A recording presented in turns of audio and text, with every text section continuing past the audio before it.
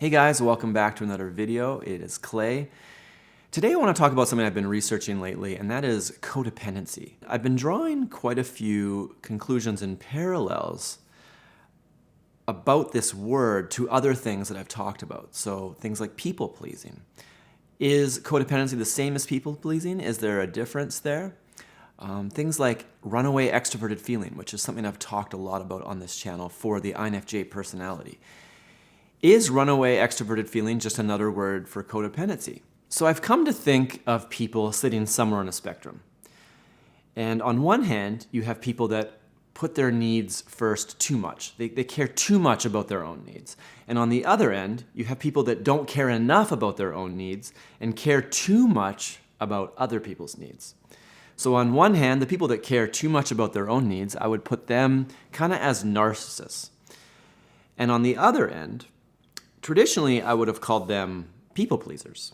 Those are the people that sacrifice themselves to make other people happy constantly. But what I've come to realize from researching about codependency is that I think when I have called people excessive people pleasers, what really I mean is they are codependent. I think those two things are actually exactly the same thing. If you are a people pleaser to an unhealthy degree, you are codependent, or at least partly codependent. Codependency isn't an actual clinical definition. It's not like narcissism or narcissistic personality disorder or borderline personality disorder, which are actual personality disorders that are like clinical terms. A codependent is a person that almost uses serving others as a kind of drug to make themselves feel better. I think often there's a lot of guilt and shame associated with it, so they push and pour themselves into others in an attempt to make themselves feel useful, valid, worthwhile. So as I've talked in other videos, I think it's a really unhealthy thing. I think that if you are excessively people-pleasing or being codependent, that it's something that you really need to work on and get out of that mindset. And I believe it is something that you can fix. I think other things like narcissism, I think it is very hard for a narcissist to fix themselves. I think it's almost impossible for you to fix a narcissist. That is 100% for sure. You can't fix a narcissist. Generally speaking, narcissists aren't the type of people that want to fix themselves because they actually think there's nothing wrong with themselves. So I think I've misunderstood the word codependency. I think in the past, I had kind of thought of it more like a person who's really clingy or a person who can't be alone, a person who needs to attach themselves to another person. I wouldn't really call myself a clingy person per se. However, I think that I am definitely, or I have been, an excessive people pleaser, which is I find my self-worth in helping other people. It makes me feel good when I'm helping. So it's not really a label that I would really want to attach to myself. I think most people don't want to call themselves codependent. However, after researching this a bunch, I think I can confidently say that I have codependent tendencies. And I wonder if a lot of the people that I'm talking to right now also have codependent tendencies. And I think it's like a spectrum, right? You could be healthy right in the middle, but still have some tendencies. You could be, leaning into the codependent territory and you're more unhealthy and you're definitely living as a codependent. So what are a few signs of codependency? I think a big one is terrible boundaries. People can take advantage of you. They can ask you to do things you can't even say no. People just walk all over you, and you're kind of a willing participant because, like I said, it makes you feel useful and better. It's like you find your self-worth in helping these people. The problem is that narcissists are usually the ones that have no problem asking these types of things of people. And it's not that narcissism and codependency are opposites. I think a lot of people tend to go that way. Let's say you've been with a narcissist. I think it's easy to say, they were the abuser and I'm the victim. So from listening to Richard Grannon quite a bit about narcissism, I think that view of what codependency and narcissism is incorrect. Narcissism is a very unhealthy state. Codependency is also extremely unhealthy. It's like the two work together. If a narcissist comes up to a completely healthy person and tries some manipulative behavior on them, a healthy person will just be like, whoa, I'm out of here, and they'll leave. And the narcissist tricks won't work. A codependent comes along, on the other hand, and they will fall for it. And I think that's why narcissism and codependency, they're like a match made in hell. It's like they're made for each other. The codependent isn't blameless. They are this willing participant. And it's not even necessarily willing. It's not like a choice. It's like a drive from inside of them. It comes from this unhealthy place to please others. It's almost like, and this is something I heard from Richard Grannon, it's almost like codependency creates the fertile breeding ground for narcissists to flourish. So if you have these codependent tendencies, you're just basically like an open book for a narcissist to come in, almost like a parasite and a host type relationship. So what are some other signs of codependency? Another big one is you're just really bad at saying no. People ask you to do things and you just don't even if you don't want to do them, you still do it. So another one might be you don't even have your own identity apart from another person or a group. It's like you find your identity in supporting this other person or group. I don't want to pick on Christians because there are plenty of healthy Christians, obviously. However, religious narcissism is a real thing, and religious codependency, I think, is also a real thing. I think sometimes you get these narcissistic leaders that come up and then all these codependent followers, and they kind of breathe in and support this person. I think that communities like that, religious communities, it could be any type of like really tight-knit community, are a place where codependents can kind of get sucked into and almost lose their identity apart from this group or community. You know, like cults. Cults are a perfect example. You've got this abusive leader and then all these codependent followers who kind of just fall for it, hook, line, and sinker. But it's not just falling for it because inside it's almost like what they need to feel like whole, useful people. So another sign might be deciding how you feel about something based on what everybody else feels and thinks about it. It's like you don't have your own opinion. I think that the INFJ personalities, or any personality that has extroverted feeling in the top two spots, can be really susceptible to this. So I think this is why I've decided that unchecked extroverted feeling is codependency. So do I think INFJs are codependent? No, but I think an unhealthy INFJ that has runaway extroverted feeling likely is codependent. I think in general INFJs have codependent tendencies, and that's why it's so important for us to learn about this so we can recognize the signs and catch those things before we kind of slide into these codependent behaviors. So what are some other signs? You use covert contracts. I think this is a big one. And covert contracts are something that I've been really quite interested in lately. Covert contracts come from not knowing how to be direct, not knowing how to ask for things, ask for your needs to be fulfilled. So instead of asking somebody or telling somebody, hey, this is my needs, can you do this for me? Codependent people will sometimes have a lot of trouble with being direct. They can't really articulate to somebody what their needs are. So instead, they use these kind of covert ways to get their needs met. And these are called covert contracts, and it is manipulation through and through. So it's actually a perfect example of how codependent people can be extremely manipulative. Covert contracts are something that very indirect people that don't know how to say no, they have to get their needs met somehow. They can't do it through direct communication, so they use these covert contracts to get it. So what's an example of a covert contract? Let's say a codependent person has a certain need that they need met. Say they need attention or affirmation or some kind of validation. Rather than ask for that or engage in a conversation that would directly address that need, they will do something that kind of makes them hope they'll get those things. So like giving a gift, for example, could be a covert contract. Let's say I give somebody a gift, not because I just want to be giving or I want to give this person something that they could use, but it's so that they'll give me a gift back. So instead of saying, hey, can you do this for me? I will do something for them that I think they need, and then I sit there and I wait for them to reciprocate.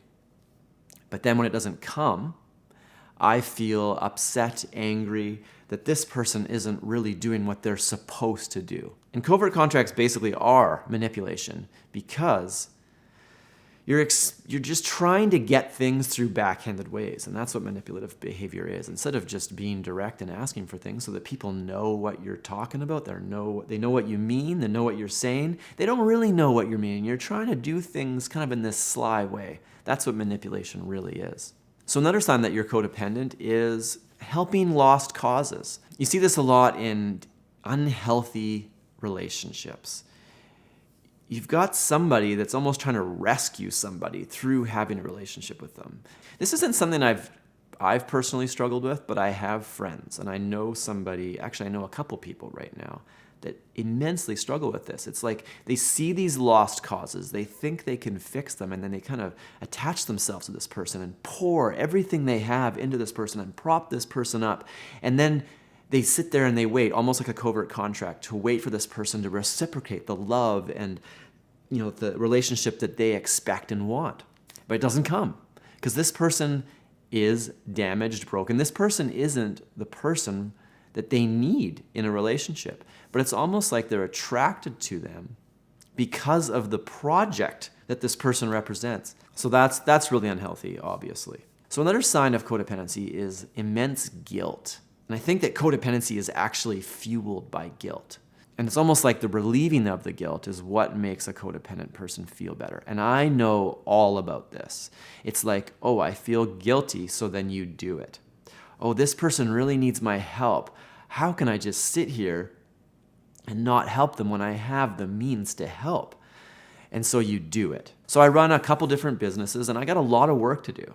And sometimes in the past, doesn't happen so much anymore, a nonprofit would come up to me and be like, hey, we really need this. Can you help us out? We don't have any budget. And I'd be like, oh, well, it's a really good cause, so I'll help for free. And then all of a sudden, here I am doing this 40-hour project for somebody when I have all this work of my own that is now not happening.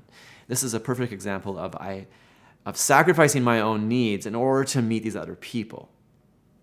But the interesting thing is through this process is it relieves my guilt, my guilt of not helping, not doing anything. And so then after I'm done, I feel less guilty, but then none of my work is done. It's unhealthy because you don't want to be doing things out of guilt. If you're ever doing anything out of guilt, I think it's a really perfect time to sort of pause and reflect on what's going on here. Are you just doing this out of guilt, or is there some other reason? So one more sign that you might be codependent is it's almost like you feel bad for your abuser. Let's say you're with a narcissist.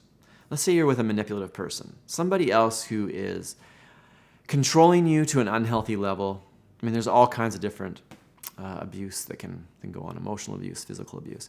But then as that's happening, it's almost like you feel bad for the abuser. And so then you continue to let it happen because you just have so much empathy for them, right? It's like somebody can be emotionally abusing me, and as I pull myself back, I feel bad and guilty because why? Because I think inside there's like some kind of obligation that I have to this person.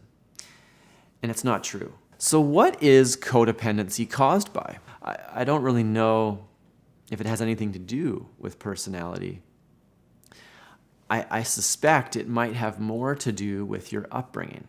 So living with a narcissist could be a big reason why you may have developed codependent tendencies. Children that are forced to behave like adults, from what I've read and heard, that sounds like a surefire way to develop codependency. Like, let's say you had an extremely emotionally unstable parent, and every day when you came home from school, you kind of like, peek your head in the door, and you try to gauge the emotion of the house, the emotion of the parent. So it's like, well, is he okay today? Is he not okay today? Is she okay today? Is she not okay today? Is this a good day?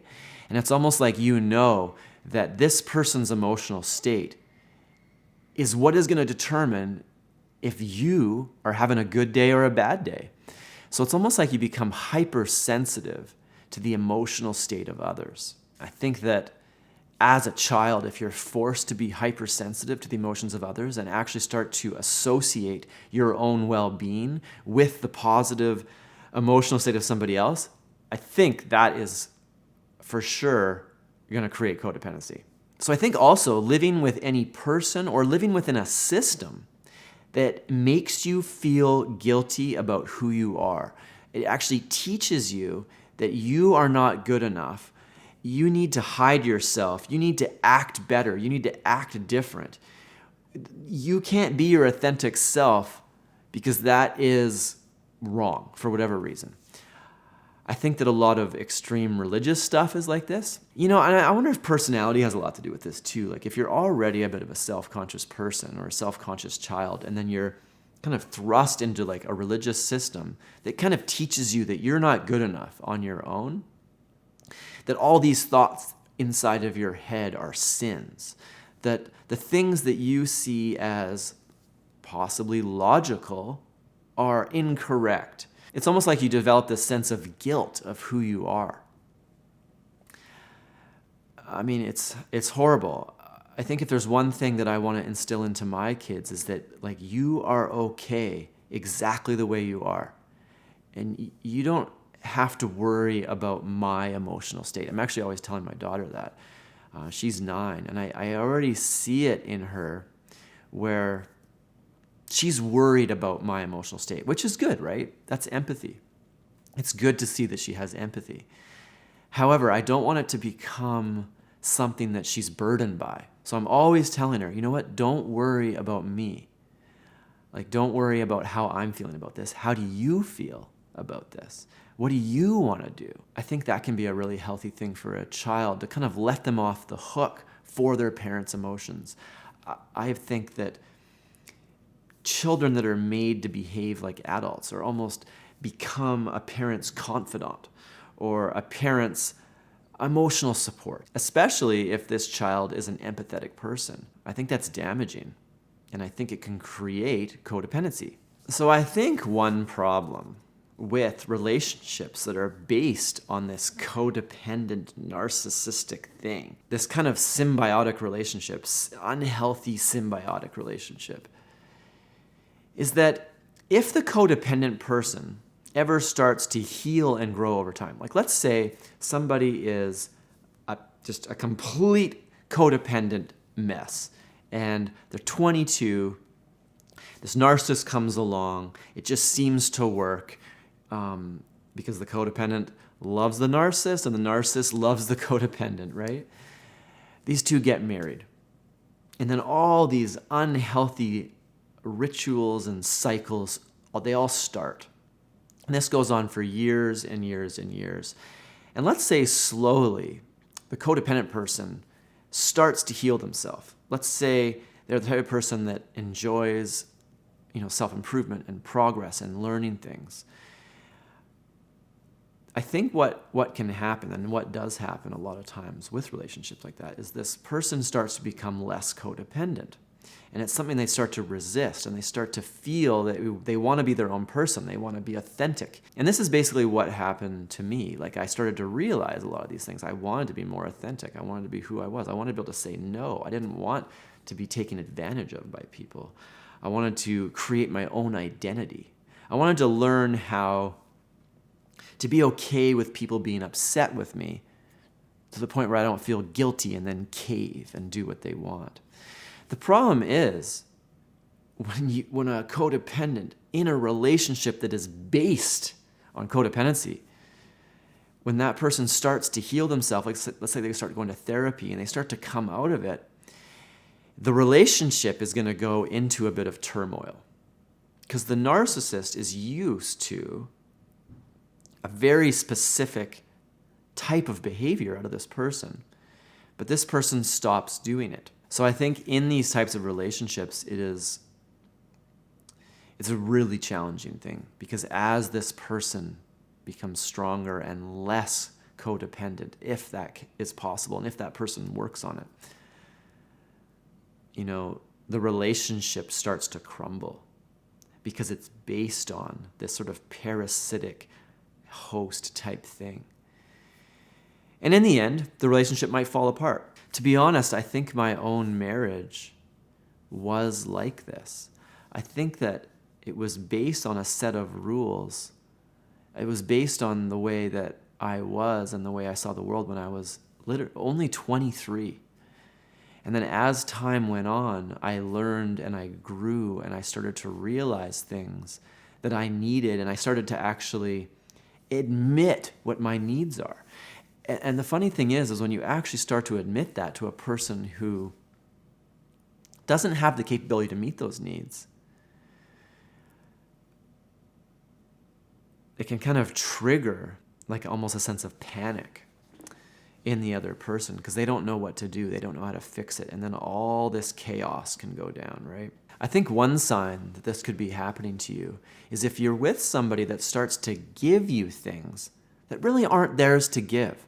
Like let's say they let you hang out with your friends. They let you start a business. They let you go to therapy.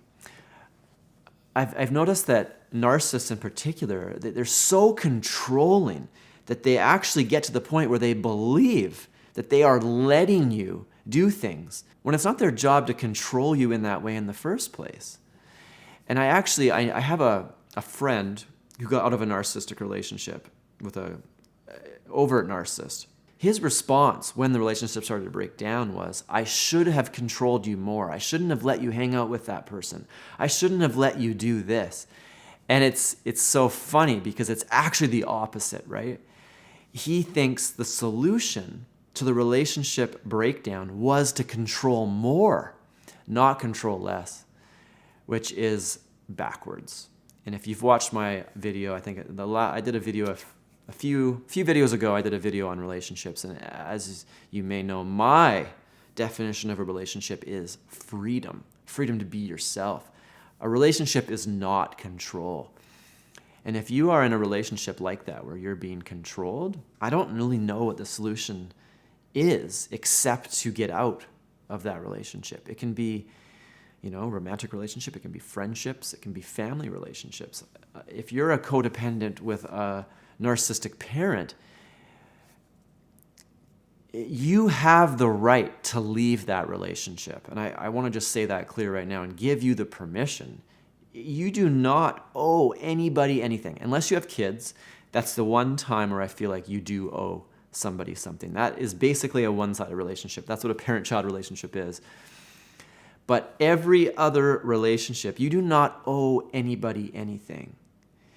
Even in a marriage, I know this might be controversial, you do not owe that person anything that involves sacrificing your self-worth, sacrificing your needs, allowing yourself to be abused.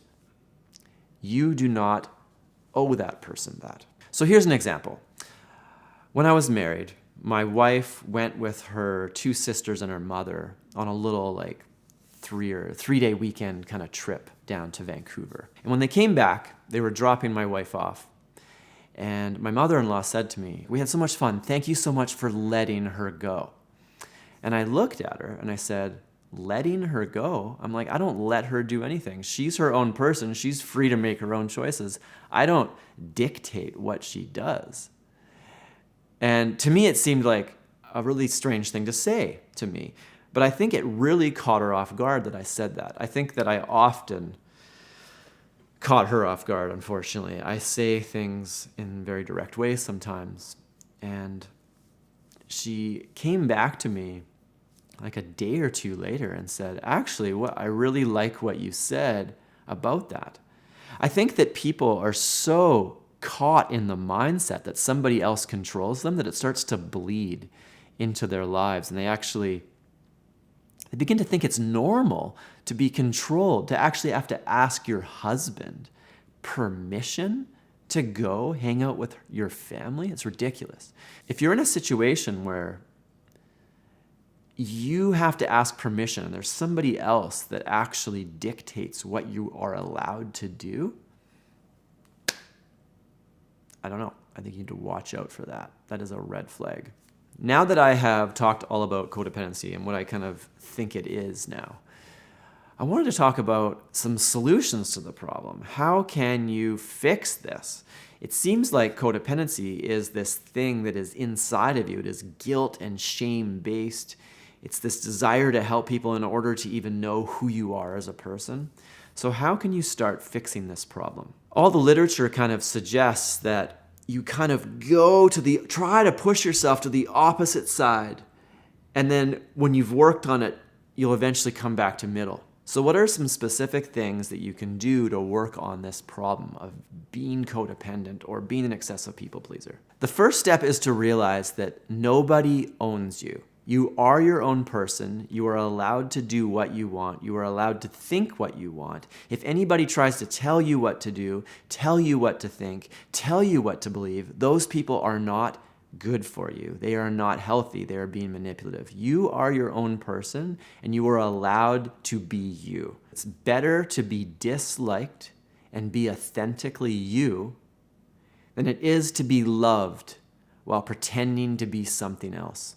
The reality is, if you are pretending to be something that you are not, it is inauthentic, which in of itself is a type of manipulation. You are actually deceiving people into thinking that you're something that you're not. It is a perpetual cycle that will just breed this bad feeling inside of you. If you have to pretend to be somebody else in order to be accepted, the only solution to that, unfortunately, is to become yourself, to be unapologetically you. Quite often, that's going to rub people the wrong way, especially if you are codependent and you've built all these relationships around codependency. It is very possible that you might lose a lot of your relationships, and that is going to be incredibly painful.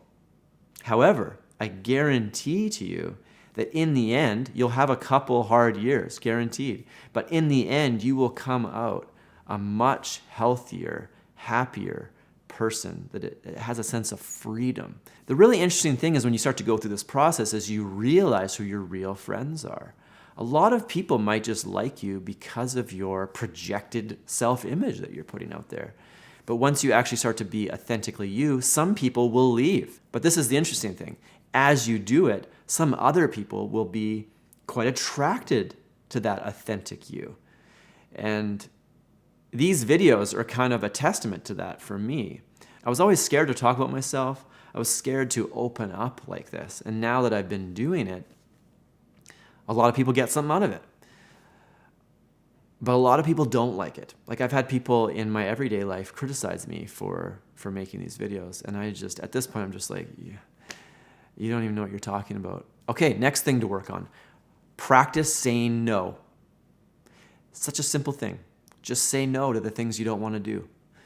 It is so hard to do this in practice. It is still something that I struggle with. Recently, I had somebody ask me to hang out that I just didn't want to hang out with. And it is so tempting to make up an excuse. Oh, I'm so busy right now. Oh, I've got lots of work. I mean, I do have lots of work. The truth is, I don't have a lot of time. Do I have time for this person? No. However, it's still an excuse to say it. Is there a way that I can let my yes mean yes and my no mean no? And so it took me like 3 days to actually get the courage to just say no, basically. I don't want to hang out. And it's scary to say that. And people won't take that well. But I don't know. In a way, it makes me feel good because I'm being authentic. I'm being me. I'm not making excuses. Another exercise to try to fix this problem is, here's the problem. Codependents will often look at the other person and see all these problems that they need to help with. And this other person might even expect you to help with their problems. But here's the thing. You have to learn to recognize that other people's emotional suffering, other people's problems are not your problem. And in the case of most types of suffering or most types of confusion, or let's say people are struggling with their beliefs, all these things are issues that people have to fix for themselves. You can't fix somebody else's beliefs. These things all need to be self-realized. I mean, sure, can you be there to kind of guide a person along, to answer questions, to maybe, prod them with like interesting questions that they can then go answer? Yes.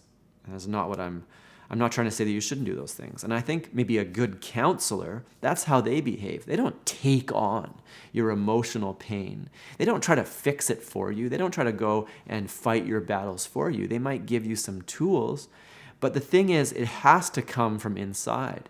People have to fix themselves. You have to get your head on straight that you can't fix other people. Even when people expect you to fix them. Going back to this relationship that I know of that broke down, he actually was upset in the end. As he said to my friend, he said, it was your job to fix these things in me. It's essentially what he said, which was ridiculous. It is not somebody else's job to fix you. It is not your job to fix somebody else. So actually, this is a guilt-based issue. You have to realize that somebody else's suffering isn't a reason for you to feel guilty because you can't fix it anyway. So as soon as you realize that, the guilt will be lifted. And once that guilt is lifted, maybe you can help them in an appropriate way. But sometimes just leaving them alone might be the most appropriate thing. Allowing them to work through those issues on their own and come to a new healthy realization. I encounter this a lot because I love to talk to people about their beliefs. It's sort of one thing. So I'll talk to people of all different religions. And one thing that I've obviously realized is that I can't tell somebody not to believe something. Somebody else can't tell me what to believe. All you can really do is try to ask questions that kind of prod their own internal processing. But, because beliefs come from within. And if somebody is taking on beliefs externally, then I would say they don't actually believe those things. And I think there's a lot of people in that camp. They're just pretending to believe stuff just because it fits the community that they live in.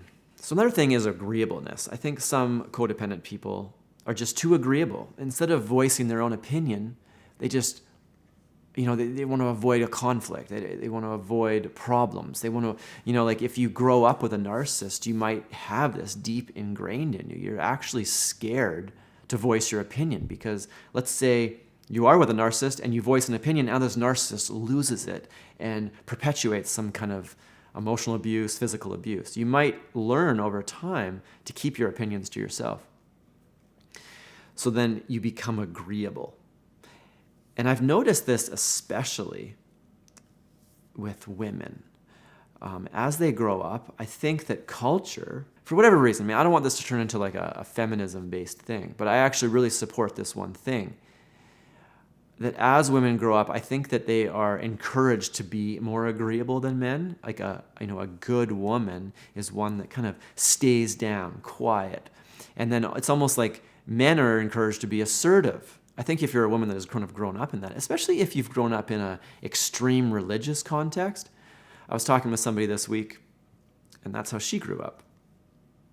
I grew up that way as well, but I'm a man, so I can't really pretend to know what it's like to be a woman, but I suspect that women, especially in those like hardcore fundamentalist religious contexts where women aren't even allowed to be leaders in some churches. I used to go to a church like that. They're not even allowed to be leaders based on a couple obscure verses in the Bible. I think personally that's damaging to actually tell women that they can't lead. It's ridiculous. I think that if you grow up in that environment, it's very possible that you can get some deep-seated ideas in your head and you just become too agreeable. What's the solution to that? Speak your mind. Be direct. It is hard, I know. I think that I also struggle with being too agreeable at times. So something that's happened to me over the last couple years is I'm becoming less agreeable. And in areas of conflict before, I may have just sort of shied away. I'm like, coming out of the closet with like very direct statements. And I have no problem now calling people out on manipulation. It actually happened this past week. I got into a big religious discussion with an old friend of mine from when I was really young. He's now a pastor leading this big church. And in his words, there was so much manipulation. I called him out on it. And he was upset. He was very upset. So another thing, realize that when you are not yourself, that is inauthentic, which is a type of manipulation. I think I already mentioned this, but I want to reiterate it. If you are not being yourself, it is almost like you're being deceptive. If you want to feel guilt about anything, feel guilty about not being yourself. Don't feel guilty about being yourself. I think a lot of people are stuck in that. There was a comment last week where somebody was talking about how she's a teacher in Texas. And she basically can't be herself or she'll lose her job. And I said, it's better to lose your job and be yourself. To which, of course, most people would not agree with me. You got to keep that job. The thing is, if you lose that job, then maybe you'll move in a different direction and get that job that's for you. If you can't be yourself, just to not lose your job, that sounds like prison to me. One more thing to work on. Don't use covert contracts. Covert contracts, like I mentioned before, are ways to get your needs met without being direct. So let's say you want a gift, you give a gift, and then hope that this person, gives you a gift back. Rather than say, I would like you to do this for me. Codependent people have a very hard time just saying that. Hey, can you do this for me? Remember when I was married? I was married to somebody who had no problem telling me what to do. Hey, do this, do that. That's a blue job. I personally don't really like a lot of the gender roles that culture puts onto both men and women. So this whole thing about something being a blue job or a pink job has always been a little, unattractive to me. So I lived with somebody that had no problem telling me what to do. She would have no problem sitting on the couch and saying, can you get me a glass of water when we're both sitting on the couch? And I would do it because, I want to help people. But the thing is, when I'm sitting on the couch, I still wouldn't say, hey, can you get me a glass of water? I would just go get the glass of water myself. I think it's good to practice asking for things, asking people to do stuff. I've noticed especially a lot of INFJs, they don't even like to ask people things to the point where it almost becomes insulting, where let's say I have a bike and my friend really needs a bike. It's like, come borrow my bike. But this person is so whatever that they won't even ask because they feel bad asking. But here I am. I would feel good helping a friend, right? So it's actually can be damaging to relationships when you you just don't know how to ask for what you want or what you need. And then it gets even worse when these covert contracts come out to the point where you know what you want and need, but you can't ask for it. So then you almost use manipulation to get it. And I think at that point, it can get very unhealthy. Anyway, maybe this video was a little heavy. I hope it didn't really turn out too heavy. But basically, it's just my realization that people-pleasing is codependency. I think that I can say that with almost certainty now. So that's pretty interesting to actually realize that in the past, I think I was very codependent. And even now, I still have those codependent tendencies. I think it's really healthy to realize these things rather than try to say, no, I'm blameless. I don't have anything wrong with me. The other people have something wrong with them. And you might have heard me say it before that I used to say, either I'm crazy or everybody's crazy. And maybe that's too simplistic of a view, I've come to realize. Everybody else might be crazy and they might have lots of issues, but that doesn't mean that I don't have some issues as well. Just like narcissists and codependents, one appears to be the abuser and one appears to be the victim, but it's not that simple because the codependent creates the environment for that narcissist to flourish. narcissistic techniques don't work on healthy people. Anyway, thanks very much for watching the video. I hope you got something out of it. Let me know what you think in the comments. Have a great day. Talk to you later.